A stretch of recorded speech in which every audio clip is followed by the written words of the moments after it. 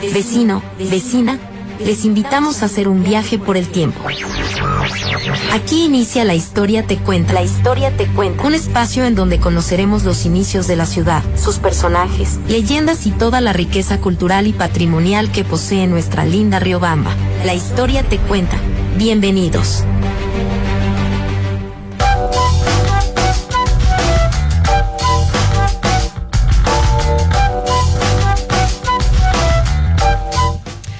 Qué gusto, buenas tardes, vecinos y vecinas. Estamos nuevamente en un capítulo más de La Historia Te Cuenta. Qué gusto saludarles también, compañeros. Bienvenido, tenemos aquí un compañero nuevo además. Amigo, how are you? Ya son dos. Ya ni siquiera entiende español, ya se fue unas 2, 3 semanas. ¿Cuántas semanas te fuiste vos? Pero bueno, bienvenido, Patito, nos has hecho mucha falta. Tenemos también aquí una imagen nueva, ¿no? Sandrita también nos Yo pensé que ya cambió de forma la Sandrita. Es el Sandrito ahora, cambió de forma. Nada, pues a Sandrita igual mandarle saludos porque ahora sí ya se fue de vacaciones. Y nada, pues que disfrute. Y tenemos aquí a Willy, y Willy no es el invitado el día de hoy, es parte de la conducción para poder llevar este programa, porque tenemos un invitado, como todos, súper especial. Así que tenemos aquí el apoyo de Willy para poder hablar el mismo idioma también de nuestro invitado. ¿Cómo estás, Willy? Bienvenido. Bueno, muy buenas tardes con todas y todos los oyentes. Bienvenidos a esta nueva entrega de este programa, que realmente hoy es un día muy, muy chévere, muy especial, porque en anteriores ocasiones hemos hablado muchas veces del tema de Macají. Macají está en boga ahorita, exactamente, ¿no? Creo que he citado muchas veces a nuestro invitado, sí, que realmente fue necesario traerlo hoy día para hablar personalmente de estos temas que son muy nodales para la historia arqueológica de Riobamba y del Ecuador en general. Así es, Willy, gracias por estar aquí. Como digo, es necesaria también tu presencia porque sí, Macají está en boga y tenemos que seguir hablando de lo que sigue aconteciendo en Macají, no solo en Macají, también lo que estás haciendo ahorita con la parte de dando paso a obras públicas, ¿no es cierto? Uh-huh. Obras de servicio público en las parroquias también. Entonces, bueno, vamos a dar paso ahora sí. Muchísimas gracias y bienvenido, Cristian, por estar aquí. El micrófono es tuyo. Gracias, muy buenas tardes, estimada Fernanda, amigo William, compañero Neto y también Patricio. Un gusto verles nuevamente y un saludo a todos los riobambeños y riobambeñas. Un gusto para mí compartir con ustedes y a las órdenes en lo que podamos. ¿Y qué ha sido de su vida? Hablar sobre Macají. Bueno, de mi vida, chutica, todos estos últimos años trabajando en la parte sur de la provincia. Teníamos muchos proyectos como Spoch en la cuenca del Chanchan. Hemos estado en sitios arqueológicos excavando en Alausí, en Chunchi, y desde hace 3 años miramos la cara a nuestro cantón, a Riobamba, y ahora estamos justamente trabajando en temas purhuayes. Qué buenísimo. Bueno, para quien no conozca, vecinos y vecinas, Cristian Paul Aguirre Merino, así son sus 2 nombres y 2 apellidos. Él es docente e investigador universitario desde el año 2004 en la escuela, en Spoch, no vamos a cortar las palabras, en donde dicta cátedras de arqueología, historia y patrimonio cultural del Ecuador. Es un profesional en continua formación, obtuvo sus estudios de PhD en arqueología prehistórica en la Universidad Autónoma de Valencia, esto es en España, y como máster en arqueología del Neotrópico de la SPOL, ¿no? Cristian, la pregunta así de base, ¿no? ¿Cómo fue tu infancia que te orientó por estos rumbos que ahorita estás ya, en donde estás ya, digamos, explayándote en tu vida profesional? Ajá. Un nivel alto de la arqueología. Sí. Bueno, yo creo que realmente mi infancia fue muy, muy linda porque mi papá era militar y mi papá estuvo en distintos lugares y nos llevaba donde que él iba. Entonces yo nací aquí en Riobamba, pero luego me fui al Puyo a vivir, estuve en Quito, estuve también por la costa y entonces tenía muchas cosas de todo el país. Viajando pequeño con tu familia, ¿no? Pequeño. Y finalmente venimos a radicarnos cuando yo estaba ya en 3er curso, vine acá al Colegio San Felipe. Soy caucho, digamos, en términos estudiantiles, y bueno, y de ahí entré a la universidad, a la Spoch, donde que tuve la oportunidad de quedarme luego trabajando como docente. Ya tengo 20 años, entonces siempre estuve en contacto Pero ¿cómo fue ese match, digamos, con la arqueología para hacerte arqueólogo? Cuando, no sé, niño, adolescente, dijiste así como que no, yo sí quiero ser arqueólogo. Yo creo que fue en el colegio, en el San Felipe, porque había un curita que era el padre Boada, me daba filosofía, entonces hacía pensar muchas cosas. Pero cuando yo tomé la decisión, yo ya quería ser arqueólogo, no había carreras de arqueología en ese momento. Entonces yo seguí la carrera de turismo en Spoch. Y cuando yo fui a hacer mi tesis, tenía que subir una montaña porque fui a hacer en Chunchi mi tesis, un plan de desarrollo turístico.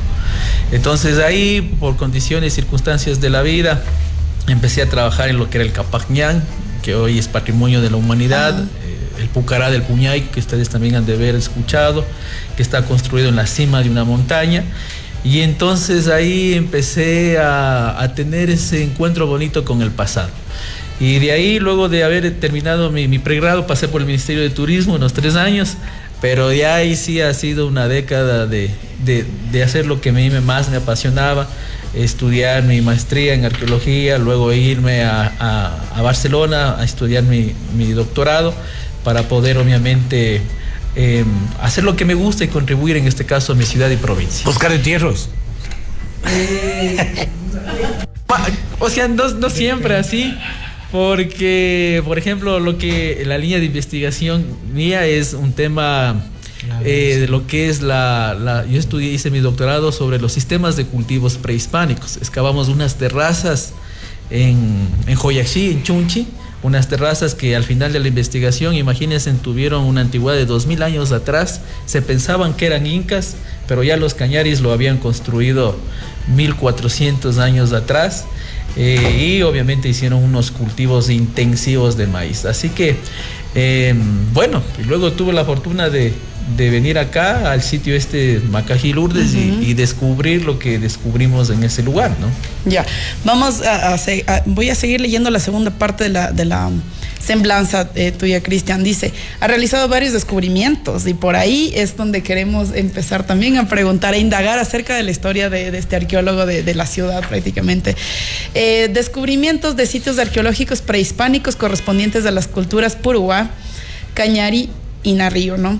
Mediante la realización de proyectos arqueológicos, arqueobotánicos y etnobotánicos en las cuencas de los ríos Chanchán, Río Guano y Chibunga, siendo los más destacados el Pucará ceremonial del Puñay, tramos del Capac Ñan, el sitio habitacional Macají Lourdes en Riobamba y el origen de la cultura en las terrazas de Joyaxí. Así se pronuncia, ¿no? Entonces, en tus andanzas de estudiante o de turismo, ahí de pronto ya ibas sospechando, hablaste del Puñay, porque también un compañero, que le voy a mandar un saludo a Milton, me dice, pregúntale, ¿cómo fue descubrir el Puñay? Claro, cuéntanos, o sea, en esas andanzas de pronto de estudiante de turismo, ya ibas conociendo, digamos, alimentando esa curiosidad por saber qué hay más allá. Sí, exactamente. En la universidad lo primero que hicimos fue un tema del Capac Ñan. Ya. Sabíamos que en nuestra provincia había un tramo muy importante. Ahí en el 2001 todavía no era declarado, o sea, 14 años después fue la declaratoria. Y siendo estudiantes fuimos a georreferenciar y a redescubrir en dónde mismo estaba este camino que pasa por los páramos de Alausí, de Chunchi y llega hasta Ingapirca. Todavía no habían ni los GPS. Tuvimos que mandar a exportar, a comprar en Estados Unidos, me acuerdo clarito, trajimos 2 GPS y empezar obviamente a relacionarnos con esa tecnología en ese momento y luego salir al campo, ¿no? Buscando dónde estaba este Capac Ñan. Y pasábamos, no les miento, tal vez 5 o 6 días cada vez que íbamos al campo buscando, y eso fue realmente lo que me incursionó más en el tema arqueológico. Luego de esto fue 2 impactos. El uno, con esto ganamos un premio a la mejor investigación en el Ecuador. Wow. Había un premio Nobis que lo da la tía hoy del presidente Novoa que tenemos. Este consorcio te premiaba las mejores investigaciones y lo ganamos a nivel nacional porque pudimos redescubrir 20 kilómetros de este Capac Ñan, dónde estaba esta caminería exactamente. Y el otro impacto fue que yo soñaba con el Capac Ñan. Entonces yo me fui a Chunchi a ayudarles a proteger el Capac Ñan, pero yéndome a hacer este estudio, terminamos descubriendo el Pucará del Puñay en la cima de la montaña. Realmente ¿Cómo fue ese momento? O sea, ustedes estaban investigando otra cosa. Nosotros estábamos haciendo en ese momento un inventario de los sitios patrimoniales para el Cantón Chunchi. Yo había subido de 17 años a la cima. Ajá. Nunca me había dado cuenta que existía un sitio arqueológico, jamás. Ya. Pero yo subí con un hermano y un primo mío, era una final de la Copa Libertadores, me acuerdo clarito, que yo escuché en radio ahí, pero cuando yo me tomé las fotos, 5 años después, cuando fui a hacer mi tesis, yo veo las fotos y digo, estos son unos montículos, son unas tolas.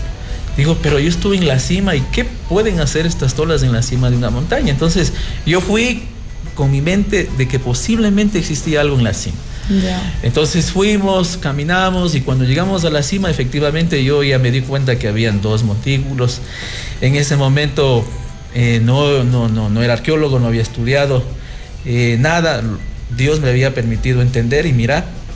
Llamamos al INPC, vino un mes después y un arqueólogo que hoy día también es colega, él dijo, sí, son tolas, son montículos pre-incas, pero y a él no veía nada más y dijo, ya, hasta aquí nomás. Yo decía, no, pues si es imposible, ¿qué van a hacer algo arriba? Claro. ¿No? Y entonces ahí empezó. Realmente fue una emoción, no ese día, porque demostrar que existía un sitio arqueológico en la cima de esa montaña fue bien difícil, porque terminó eso haciendo yo mi tesis de maestría, haciendo unas unidades de excavación para demostrar que en la cima existe un Pucará Cañari de 1400 años de antigüedad y que tenía un uso ceremonial.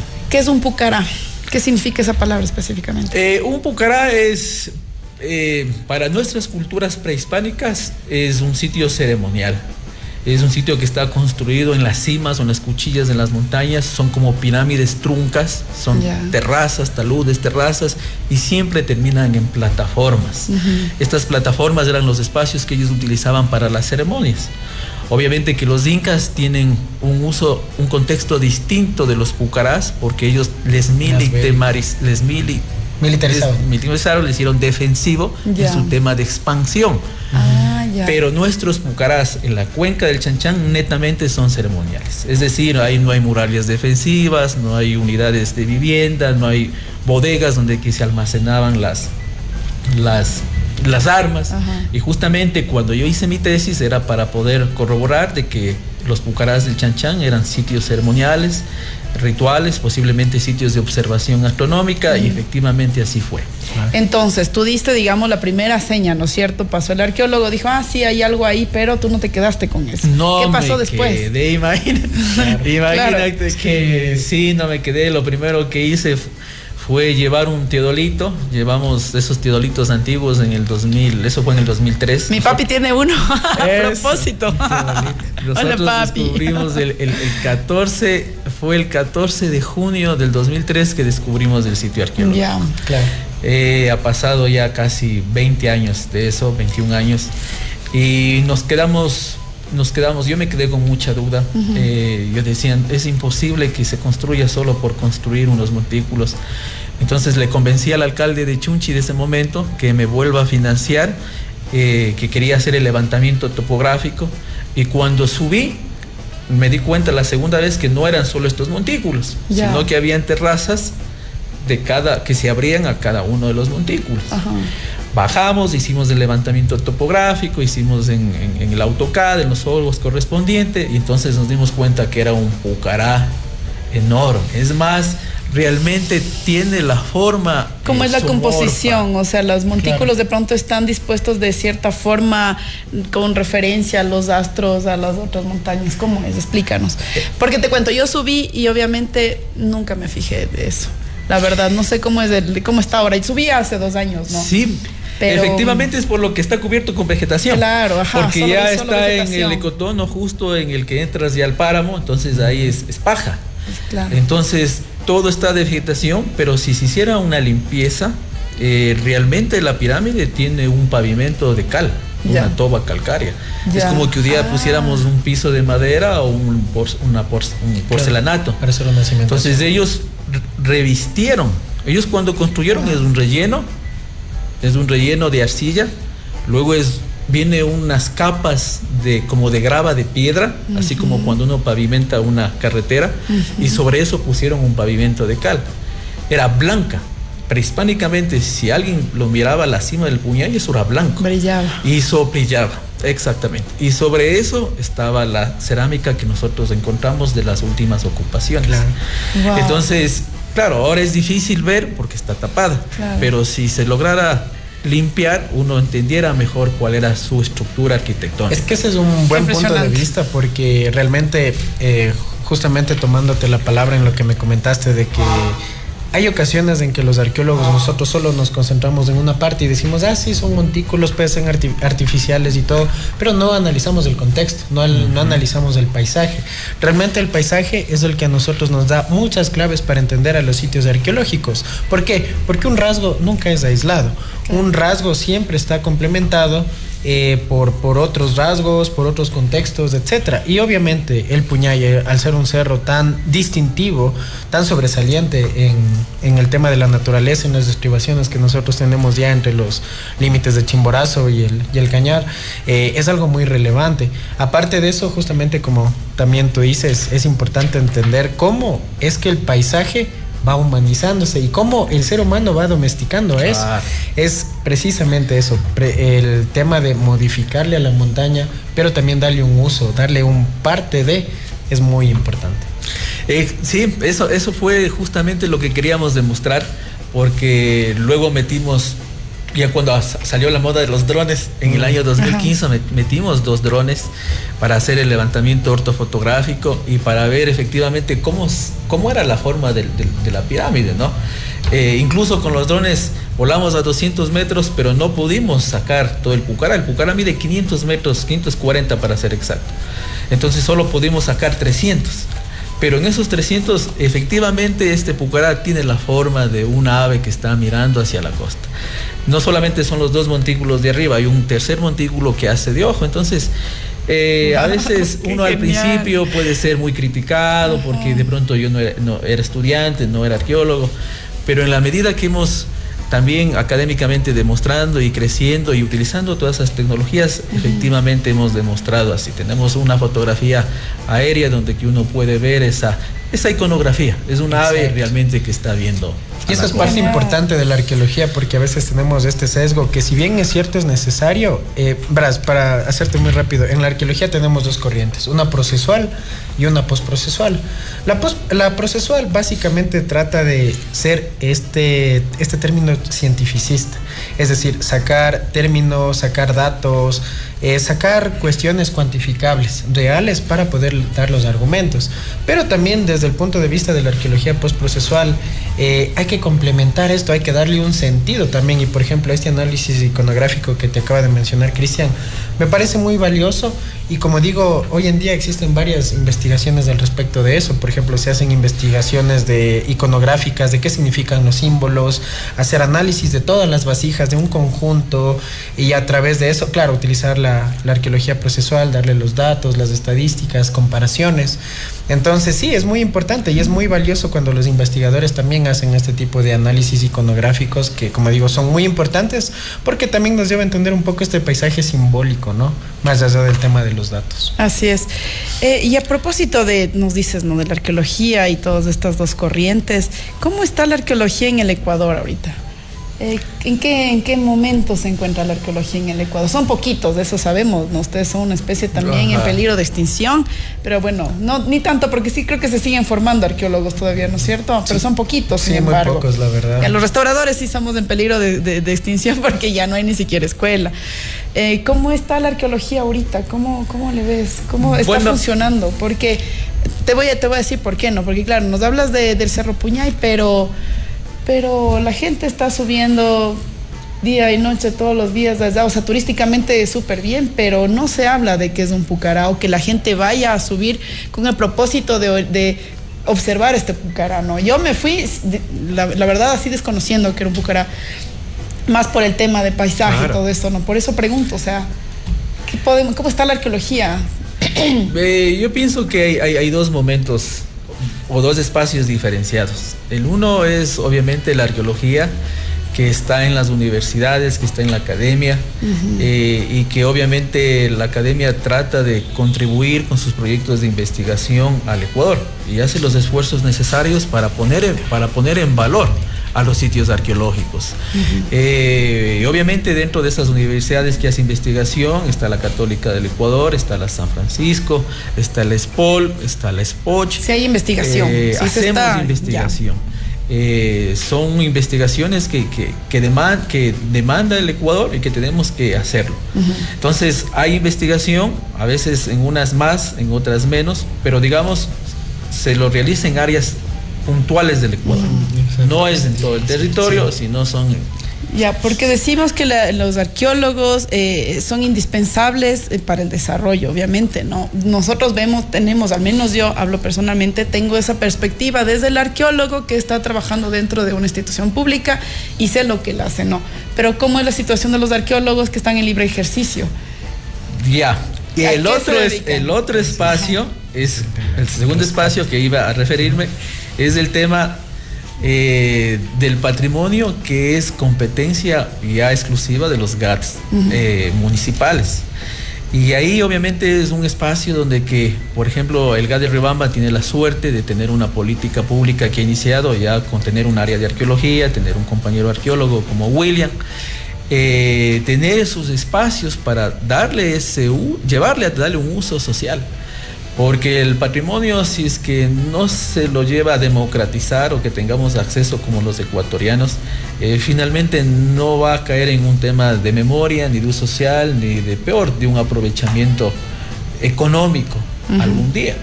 Entonces, eso es importantísimo porque yo diría tal vez el 10% de los municipios están en esta política pública de utilizar ese patrimonio dándole un uso social. Pero yo diría que el 90% de los GAT municipales están completamente todavía en una política de todavía entender, pero no saber cómo valorarlo. Sí, sí.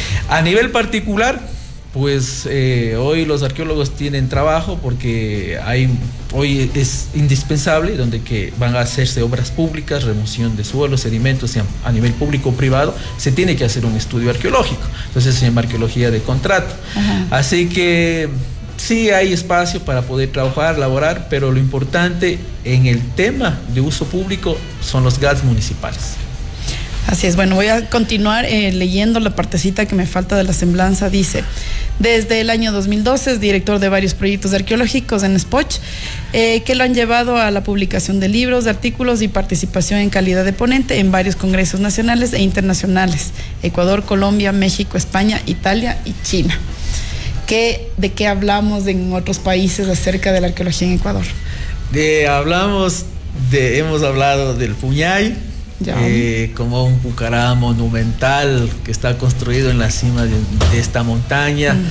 Dentro justo lo que decía William, viéndole el tema que es un centro ceremonial que domina todo un paisaje a partir del cual se desarrolló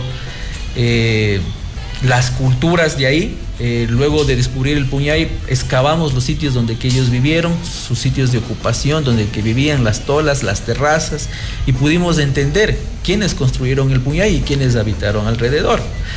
Hemos hablado en otros congresos sobre mi tesis doctoral, que eran los sistemas de cultivos prehispánicos, entender cuándo fue la domesticación de nuestros cultivos en las estribaciones occidentales, y cuáles son esas prácticas agroecológicas que mantienen nuestras comunidades frente incluso a prácticas tecnológicas, pero que terminan destruyendo la agricultura, nuestro suelo, e incluso nuestra salud nutricional, porque pesticidas, insecticidas, químicos para fertilizar el suelo, y que esas prácticas hemos demostrado, imagínate que en estas terrazas de Joyaxí duraron 1400 años de una agricultura intensiva y se pudo sostener. El otro día yo estaba conversando con un agricultor aquí de Riobamba que siempre en Licto, y me decía que ellos en menos de 20 años con la mecanización agrícola han llegado ya a la Cancagua, o sea, el suelo se terminaron, ya no hay agricultura. Y entonces, ¿qué tuvo que hacer el Consejo Provincial? Roturar la Cancagua, es decir, pulverizarla, meter maquinaria para nuevamente hacerle suelo. Hay que meterle un montón de fertilizante químico para que vuelva a ser fértil ese suelo. Entonces, cuando nuestras culturas prehispánicas cultivaron 1400 años manteniendo esa fertilidad y sin utilizar estos químicos. Entonces, esas son principalmente lo que hemos llevado a distintos congresos, principalmente en mis estudios doctorales, y eso es lo que hemos podido contribuir, digamos, a nivel mundial, porque son congresos de grupos de investigación, en este caso de paleobotánica o arqueobotánica a nivel mundial. Y eso es interesante porque te lleva a entender cómo la arqueología aporta hoy en día a la sociedad, ¿no? Aporta y trae a colación todos estos saberes, todas estas tecnologías que teníamos en el pasado. Por ejemplo, el tema de las terrazas, el hecho de tener barreras, ya sea vivas o tener barreras, ya sea por mampostería, etcétera, evita la erosión del suelo, precisamente. Exacto. Entonces, conservar la humedad también, te ahorra. O sea, es que es tecnología, por eso sí es importante saber que es muy necesario que hayan arqueólogos que nos interpreten todas estas tecnologías pasadas, ¿no? Porque claro, o sea, sí hay mucha tecnología ahorita, pero va en desmedro incluso de la producción de los alimentos que nosotros tenemos. De nuestra propia salud. Exactamente. Bueno, con Willy, cuando vamos a hacer los recorridos por parroquias, fuimos a Flores y claro, es súper chévere salir con él porque te va explicando de todo este tipo de detalles que uno ve, pero es como que... Bueno, sí, de pronto un montículo o una terraza o alguna cosa, pero claro, me va explicando. Y justo con la gente de la comunidad nos decía, bueno, aquí se me da de todo, decía la persona, no, pero ahí arriba no sé por qué no me da. Y le pegó una explicación así tan genial, William, a la persona, al vecino, que al habitante de ahí, ¿no? Que estábamos recorriendo en Flores y decimos, claro, es la tecnología, ellos hacen eso para evitar precisamente lo que decía Willy, ¿no? La incidencia del viento, la conservación de la humedad. Es toda una tecnología que ellos tuvieron que, o sea, ellos ya vivieron lo mismo que vivieron, tal vez 300, 400 años, ellos se equivocaron, pero luego aprendieron esa lección y corrigieron. Exactamente. Entonces eso la arqueología justamente demuestra, corrige los errores de la historia, pero hoy tratamos justamente de entender, hoy a partir de lo que hoy, digamos, los saberes ancestrales, nuestra memoria histórica, de recuperar y darle un uso efectivo, ¿no? Que sí se lo puede realmente, porque o sea, yo te digo, las comunidades siguen haciendo, o sea, son hasta control biológico, siguen cultivando el maíz con otra planta que para la cultura occidental es una mala hierba, que hay que eliminarle, pero para nuestras culturas esa planta se llama mamasara, la mamá del maíz, que lo que hace es hasta el último, si hay una plaga que le va a infectar, en lugar de atacar a la mazorca, le ataca a la flor, se infecta se llama Nicandra fisaloides, es una solanácea, se infecta esa planta, pero el maíz vive. Entonces lo hacen hasta hoy y estas semillas fueron las que encontramos en las terrazas esas que yo te comento de Joyaxí, que tenían prácticas agroecológicas ya milenarias. Claro.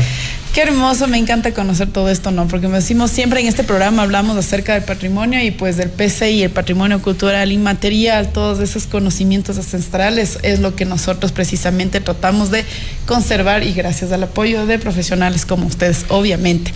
Y bueno, volviendo al punto, al tema en boga, ¿no? Ahora sí, ya llegamos a el sitio habitacional Lourdes Macají. ¿Qué tenemos allá? No sé ni por dónde empezar, así la verdad no sé ni por dónde empezar. Empecemos con la historia de Cristian, así, ¿cómo llegaste a Lourdes Macají? Bueno, mírate que es un tema también de a veces donde Dios nos quiere llevar, porque había trabajado ya mucho tiempo desde el 2001 en la parte sur de la provincia de Chimborazo. Y tengo dos hijos pequeños, tengo 3, entonces yo decía, chuti, que es difícil porque tenemos que ir allá, no hay cómo ir y volver, si no te tienes que quedar excavando y todo lo demás. Entonces yo dije, bueno, ya Dios, creo que he hecho lo suficiente allá, voy a estar aquí en Riobamba. Y enseguida me salió un tema para investigar en Huánuco.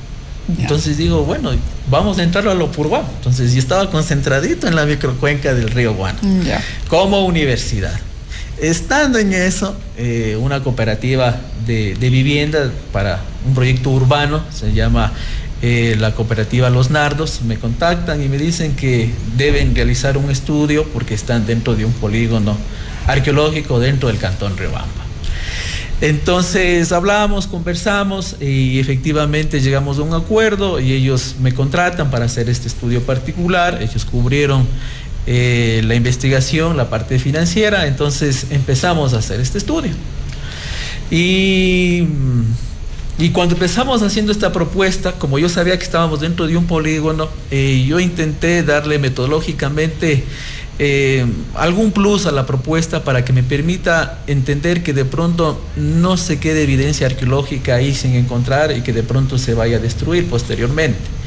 Entonces propusimos un muestreo ahí sistemático de varias pruebas de pala, pero también la apertura de unas 4 unidades que nos permite entender, no tener, una prueba de pala es de 50 por 50, entonces es como tener una ventana chiquitita en tu cuarto y tú por una ventana puedes ver algo pequeño, pero si amplías a 1 metro y luego a 2 metros, vas a verle un paisaje más lindo. Entonces propusimos hacer unas unidades.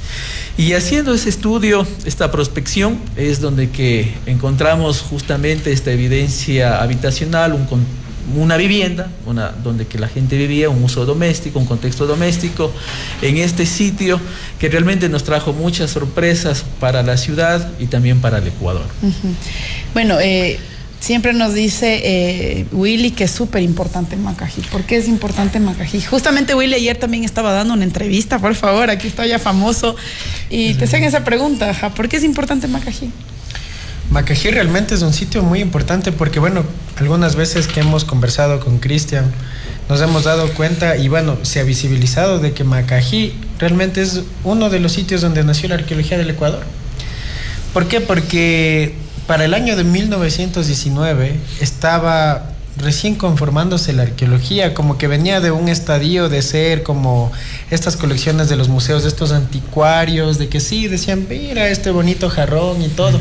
Pero ¿quién fue realmente el primero que hace un estudio que marca la diferencia? Fue Jacinto Gijón y Camaño, porque hasta antes teníamos otros arqueólogos que, bueno, es también un poco relativo hablar de arqueólogos en aquel entonces, pero por ejemplo Edward Saville vino a investigar Manabí, también Paul Rivet también vino con algunos conocimientos de arqueología, pero no eran arqueólogos como tal. Bueno, Max Zule también con una buena trayectoria también desde el Austro hasta el norte, pero realmente Jacinto Gijón y Camaño, con este libro que se titula Puruá, Contribución a los aborígenes de la provincia de Chimborazo del Ecuador, es donde contextualiza de una manera arqueológica y de una forma muy científica a Macají. ¿Y por qué la importancia de Macají? Porque a través de este estudio nosotros podemos darnos cuenta de algo que a nosotros los arqueólogos nos gusta mucho, que es el tema habitacional, el tema doméstico, el tema de vivienda. Porque nosotros solemos decir, tenemos una vasija, ¿no?, de la cultura cosanga, voy a poner un ejemplo, y decimos, chévere la cultura cosanga, pero nunca has excavado una vivienda cosanga. ¿Cómo nosotros damos cuenta de la existencia también de eso, más allá de la cultura material? Entonces este sitio monumental nos da para mucho, nos da para hablar de contextos, nos da para hablar de patrones, ya sea domésticos, funerarios, etcétera. Entonces, como digo, Macají lo tiene todo, y obviamente entendiendo el contexto en el que está, que es la microcuenca del río Chibunga. Entonces eso también es un foco de desarrollo. ¿Qué vamos a encontrar en Macají? O sea, ¿qué es lo que ustedes como arqueólogos piensan que se puede seguir hallando en Macají? Porque, a ver, lo que les decía, no, precisamente este sábado que pasamos tuvimos un evento, ya vamos a hablar también de eso, pero tú caminas por ahí y pateas material cerámico, ¿no? ¿Qué es lo que, para tener, o sea, explícanos así con palabras para que el resto de gente que no sabemos de arqueología podamos entender qué es lo que se puede hallar allá? Ya. Bueno, la arqueología siempre, mientras excava, uno puede ir entendiendo. Entonces, como nos basamos en el tema de la materialidad cultural, uno tiene que ver la evidencia para decir esto existe. ¿Qué quiero decir? Que Macají puede seguir dando muchas sorpresas de importancia nacional, también obviamente mientras se vaya excavando, internacional, a nivel de la región andina, y eso es lo importante que se tiene en la ciudad de Riobamba hoy, porque se tiene un polígono protegido en el cual, a través de investigaciones que estén planificadas y sistemáticamente bien pensadas, se puede recuperar mucho material cultural a nivel de estructuras, a nivel de construcciones, pero también a nivel de objetos, de cerámica, de lítica, incluso hoy la arqueología a nivel de microobjetos, que ya es a nivel de microscopía para entender su clima, su dieta. Hoy se puede reconstruir todo el modo de vida. Hay una ventaja que tenemos la cuenca del río Huánuco, donde que también Jacinto Gijón excavó, luego de Macají él se fue allá, y también nosotros como Politécnica venimos de estos 3 años. Entonces hay un patrón ahí que podemos entender qué se puede haber, qué puede existir en Macají. Entonces, por ejemplo, en Huánuco hemos encontrado, de la misma forma, hay sitios donde que hay estos montículos de origen natural que fueron antrópicos, pero que no solamente eran sitios ceremoniales y funerarios, porque en Macají Camaño excavó un posible montículo que tenía esos fines, sino que también alrededor de esto estaban los sitios funerarios, ahí mismo se enterraban, y alrededor de esto también estaban sus sitios domésticos donde que ellos vivían. En Huánuco también hemos encontrado unidades domésticas.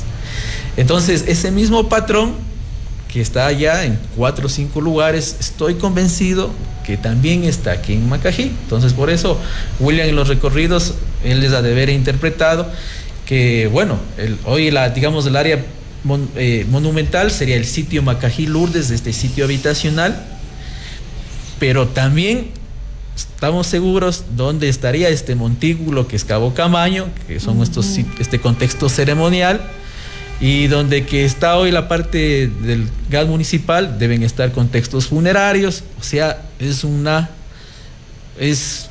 aldea, debió haber sido ya como una ciudad que estuvo a lo largo del río Chibunga. Es completamente convencido. El río Chibunga estuvo lleno de asentamientos, que va desde Licán y llega hasta la parte de San Luis. Y uno de esos sitios que hoy se abrió, históricamente esa oportunidad, fue Macají. Posiblemente esta vivienda no solamente sea una vivienda, tenga más viviendas alrededor. Exista una plaza, como hoy, un espacio público para que la gente se encuentre. Entonces podemos tener una connotación más amplia que seguir excavando y prospectando, pero hay mucho potencial que hoy el municipio ha dado un paso increíble, que es justamente proteger. Eso es algo que yo como ecuatoriano lo dije el día sábado, que yo aplaudía la gestión del alcalde y también justamente del compañero arqueólogo y de todos los compañeros de patrimonio, porque es el inicio de empezar a conservar y darle un uso social a nuestro patrimonio. Así es, estuvimos el día sábado, Cristian también dio unas palabritas ahí al público. Está bueno seguir profundizando acerca de estos temas. Willy, que necesitamos así que nos cuentes cómo ha sido todo este trabajo, digamos, si puedes contarnos cronológicamente, ¿no? ¿Cómo se ha logrado esta unión con la academia y el municipio para este fin, para saber, para poder difundir, para poder preservar a futuro también este sitio arqueológico Macají? Bueno, precisamente es con investigación. ¿Por qué razón? Porque Macají, si bien es cierto, justamente complementando también con lo que dijo Cristian, se excava en 1919 y su publicación sale en 1927, pero han pasado 100 años de abandono, 100 años en que se sabía que esa parte era arqueológica y que si es que la ciudad hubiera crecido de una manera más sustentable con su patrimonio y si las autoridades también hubieran puesto de parte, hubiéramos tenido mucho más del sitio. Lastimosamente, como digo, a veces las ciudades no ven al patrimonio como un eje de desarrollo, como un eje de progreso. Entonces, lastimosamente eso ha hecho que perdamos gran parte del sitio. Pero por suerte, en esta investigación que se llevó a cabo en el 2023, precisamente en esta prospección, es que nos da luz de que Macají todavía tiene varios rasgos, varios vestigios que podemos salvar, que podemos poner en valor. Entonces, ese es el paso fundamental, porque prácticamente después de Jacinto Gijón y Camaño, Cristian es quien toma la batuta para, en este caso, la conservación del sitio Macají. Entonces, de esta manera, nosotros ahorita lo que estamos haciendo es articulándonos para seguir, en este caso, con esta fase 2 de lo que sería la puesta en valor del sitio Macají. Entonces, como digo, las investigaciones de Cristian a nosotros nos dan varios insumos para poder defender al sitio, para poder llevar a cabo estos informes técnicos arqueológicos, porque claro, hay que decirlo también, ¿no? Hay gente que no comprende qué es Macají, de por qué no se hace un mall, una feria de carros, por qué no se hace el Palacio Municipal. Entonces, estas investigaciones de Cristian precisamente nos ayudan a entender que ahí está el sitio. Y que el sitio también tiene un régimen de protección nacional que lo da el INPC y también lo da el Ministerio de Cultura. Esperemos que pronto salga este acuerdo ministerial. Entonces, como digo, vuelvo y repito, esta investigación nos da insumos a nosotros como GAD para poder establecer una planificación para la protección del sitio arqueológico Macají. Entonces, siempre con Cristian estamos en contacto, estamos solventando algunas dudas, etcétera, con respecto a Macají. Entonces, como digo, cada paso que nosotros damos en este predio no es un paso fortuito, sino es un paso que está sustentado técnicamente. Y eso también lleva al tema de la forestación. Precisamente, sí, es súper importante estas alianzas públicas, o sea, de las instituciones públicas con la academia y también con la empresa privada, ¿no? ¿Qué pasó precisamente con la empresa privada y esa iniciativa? Claro, precisamente Urbano Express, que bueno, si de pronto nos están escuchando, les mando un saludo, porque ellos fueron también y son parte de la historia de la recuperación de Macají. Ellos muy amablemente nos donaron 250 especies de árboles. Estas 250 árboles, por favor, perdón, son árboles, no especies. Bueno, 250 árboles especies, ¿no? Endémicos, podemos decirlo así, ¿no? Claro. Entonces, básicamente, exactamente, entre cholanes, cepillo blanco, cepillo rojo, cedro andino, etcétera. Y siempre la gente pregunta, ¿pero cómo van a sembrar árboles ahí si es un sitio arqueológico? No es contraproducente. ¿Por qué razón? Porque justo como mencioné hace un momento, cada paso que nosotros hacemos en Macají está sustentado técnicamente. Desde lo que fue la limpieza. Desde la limpieza prácticamente ya se contó con un monitoreo arqueológico en el cual no se tenía que afectar nada, en el cual se tenía que ver este movimiento de tierras que fue impresionante. 280 volquetas habla del abandono que ha tenido efectivamente el basural que era el polígono. Exactamente. Entonces el segundo paso, lo que queremos hacer es que la gente se apropie de Macají, poco a poco empiece a ver este espacio utilitario que también va a dar identidad, que va a dar mucho a la población de Riobamba. Entonces, los árboles, para entender, están en una zona de relleno. Prácticamente todo donde se plantó los árboles es una zona de relleno y forma parte de la zona de amortiguamiento del sitio arqueológico Macají, que según la resolución número 38 de INPC, habla de que es una zona que ya no tiene como esta monumentalidad. Y aparte de ello es comprobable, tenemos ahí unos taludes, tenemos evidencia de que en esta zona no hay nada. Aparte de eso, estos árboles son de raíces cortas, no son de alto crecimiento como un eucalipto, como un pino, que realmente eso sí sería dañar el paisaje, ¿no?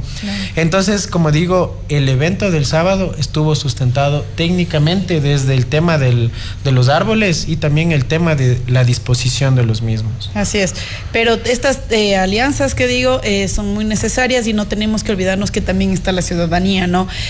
Con estos eventos, fue un evento organizado por la Dirección de Gestión de Patrimonio Cultural, articulando con otras direcciones también, a las cuales agradecemos y les mandamos los saludos también por todo el contingente que se armó para ese día.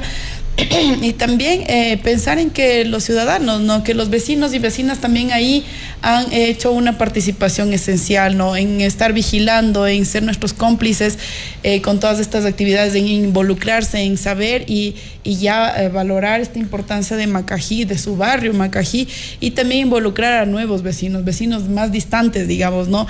En que vayan no solamente para sembrar el arbolito, ¿no? Sino a darse una vuelta, porque al final es un espacio abierto donde tú, si tú lo recuperas, es un espacio que es como un parque natural, donde tú puedes ir a caminar. Me encontré también con varios amigos que sí, que dicen que van a caminar por ahí, pero de un tiempo acá no podían hacerlo porque se convirtió también en un lugar un poco peligroso, ¿no? Porque había no solo basural, sino lastimosamente en medio de ese basural también hay gente indigente que veía un lugar para pernoctar o para tener donde quedarse, ¿no? Entonces es triste también cómo se fue convirtiendo este sitio tan importante, no solo para Riobamba, sino para el Ecuador, por el descuido y el poco interés y visión también, ¿no? Reacción. Compromiso también como riobambeños. Y yo también quería darte dos premisas, no sé si lo puedo dar, lo dije el día sábado. Por favor. Dos, la una importantísima, nosotros luego, ya como Escuela Superior Politécnica de Chimborazo, tuvimos que plantear un proyecto para poder hacer los fechados radiocarbónicos. Las muestras salieron hace tal vez 2 meses, se fue a un laboratorio, se llama la Universidad de Georgia, y teníamos las dataciones, sabemos ya la antigüedad de este sitio. Imagínate que mientras íbamos ya excavando y el sitio fue abierto, a veces habían personas que de pronto, medias incrédulas, ¿no? O tal vez de pronto por desvalorar el patrimonio, ¿no? Entonces decían, no, esto posiblemente son 200 años, cuando después del terremoto Riobamba vino acá y ahí un asentamiento. Después dijeron, no, tal vez 500 años, porque cuando vino la conquista son muros coloniales. Pero nosotros teníamos, yo sabía que era sitio prehispánico, pero no me imaginaba que iba a tener tanta antigüedad. Porque la cultura puruá está desde los 800 a 1530, pero nunca había tenido una sola datación de un contexto puruá, jamás. Entonces habían las oportunidades, porque cuando hablamos de un contexto arqueológico es que tú tienes una muestra para poder datar una semilla, una osamenta, el resto de un hueso o el resto de ceniza o de un fogón, pero asociado en este caso a una olla que tiene estilos decorativos propios de los puruáes, a materiales como lítica, obsidiana, etc. Entonces era importantísimo datar, que lo teníamos. Y esas dataciones dataron hace 1400 años atrás, años calendario, es decir, estamos hablando del 600 a 650 después de Cristo. Entonces, yo le decía al señor alcalde cuando le di estos datos, Riobamba es una ciudad milenaria, ya no es una ciudad de 200 años, es una ciudad de 1400 años, que nuestras culturas estuvieron asentadas alrededor del Chibunga por distintas condiciones, principalmente obviamente de riego, de aprovechar el agua para su consumo, pero también para su producción económica, y tenemos un patrimonio muy importante que conservar. Eso es inédito, pero también muy importante. Primero porque la cultura puruá baja un periodo, finales de un periodo que se llama desarrollo regional, pero nos permite entender que a nivel de ciudad, como urbe, como tal, por ejemplo, Quito tiene ocupaciones formativas, Huillan lo tiene conocimiento previo y hay un parque arqueológico precioso, se llama Rumipamba. Cuenca tiene un parque que recibe 40.000 personas, Pumapungo es un sitio inca, pero hoy Riobamba tiene un sitio que es 900 años antes que los incas. Si bien nos gana Quito, estamos en un segundo lugar en tener ese valor histórico y cronológico, que hay que sacarle un uso social importante, empezar obviamente, bueno, yo no quería cerrar el sitio, las condiciones se dieron, el sitio está tapado, pero yo espero que la gente de la cooperativa Los Nardos puedan encontrar una solución efectiva, que el señor alcalde pueda hacer esa gestión, porque es un tema que hay que solucionarles a ellos desde su parte social. Imagínate que ellos nunca les dijeron que estaba en un tema, en un área arqueológica. ¿Qué pasa con la cooperativa Los Nardos? Cuéntenos un poquito así. Claro, justamente ellos, luego del estudio, se necesita hacer un estudio de excavación, ya no de prospección, sino de excavación, para saber el tamaño de esta vivienda. Si esta vivienda se expande 20, 30 metros o solamente se queda ahí en 4x4, 16 metros cuadrados. Entonces eso va a determinar justamente cómo se tiene que o replanificar su proyecto, o obviamente nosotros tenemos claro que el proyecto, hoy sabemos, hicimos una tomografía de resistividad eléctrica para saber si las estructuras siguen, se extienden las estructuras. El señor alcalde ya conversó con los socios, los directivos, creo que en algunas oportunidades, para tratar de ver si había una permuta o tratar de ver si se les adquiría o se les compraba el terreno. Me imagino que en esa gestión debe estar justamente el GAD municipal. Pero es también una necesidad de ellos saber qué decisión tienen que tomar, claro. Porque 30 o 40 años sin poder construir y decir, bueno, le decían al señor alcalde, mi sueño es tener una casa y ha pasado tanto tiempo, pero hoy pienso que con estos estudios es una oportunidad para poder sumar las voluntades y que se pueda llegar a una solución. Eso sería una noticia. Ya, muy bien. La otra es que a partir de eso, nosotros en esta alianza con el municipio, con William, con Álvaro, el director de patrimonio, y obviamente el alcalde, nuestro rector y vicerrector, ellos visitaron el sitio y ellos tienen esa claridad absoluta que pueden contribuir a la ciudad desde este proyecto. Así que mientras se soluciona esta parte social, vamos a enfocarnos en la parte que es del GAD municipal y presentar un estudio de prospección y excavación para poder entender otras áreas y ver qué evidencia se puede encontrar. Qué genial. Así que ya estamos, va a haber una convocatoria, Dios mediante, esperemos concursar interna de nuestra institución para poder cubrir recursos que se puedan financiar y contribuir a la ciudad. Una pregunta, ¿y la empresa privada puede contribuir también a estos estudios? Por supuesto que sí, totalmente, no solamente en temas, digamos, asociados como la reforestación o cualquier otra área, sino directamente se puede auspiciar. En el Perú, por ejemplo, la mayoría de sitios que son excavados y puestos en valor es por la empresa privada. Petroperú. Entonces, atención también a la empresa privada, que vean que esto sí da réditos y no solo lucrativos, ¿no? Sino también a nivel de investigación, y eso no tiene precio.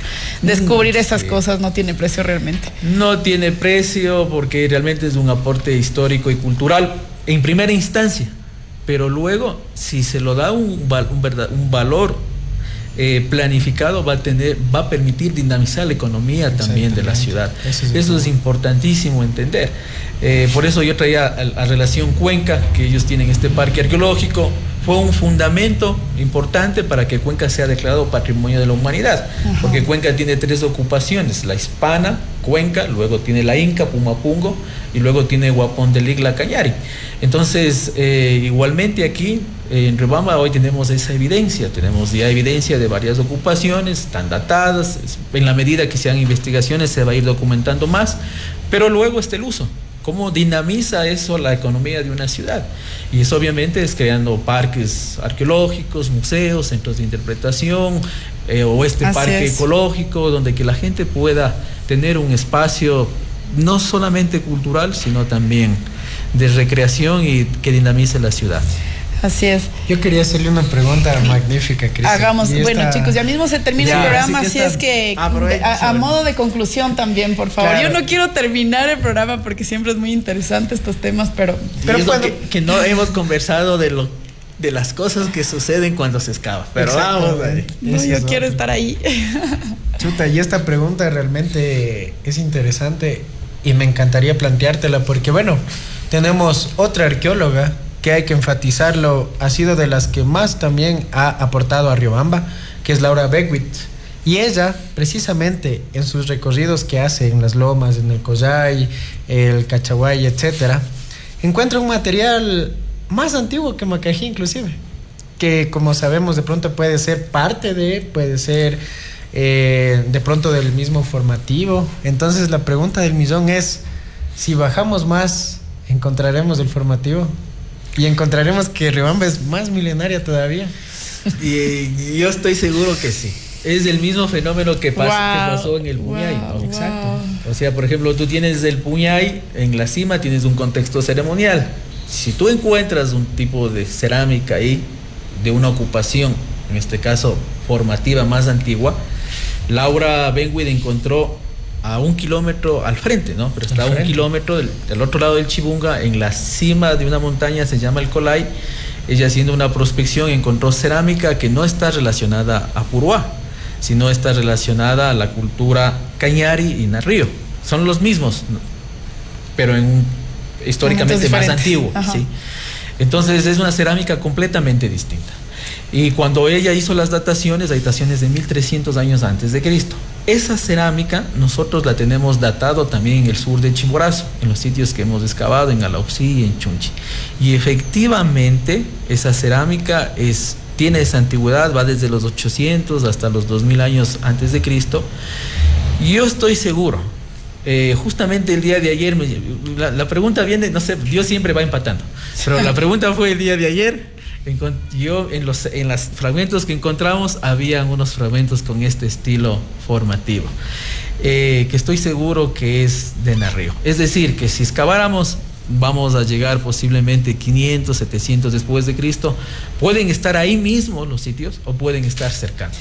Muchísimas gracias. Esa pregunta nos deja también como un poquito más inquietos todavía, ¿no? Para seguir hablando. Muchísimas gracias, Willy, por acompañarnos en este programa.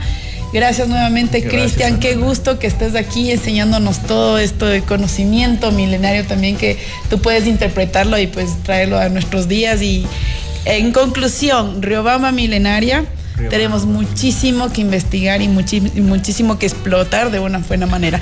Y bueno, vecinos y vecinas, les agradecemos también por la atención a este programa. Este ha sido un episodio más de La Historia Te Cuenta, aquí en la 106.5 FM, la de Riobamba. Gracias, compañeros. Hasta la próxima. Hasta luego.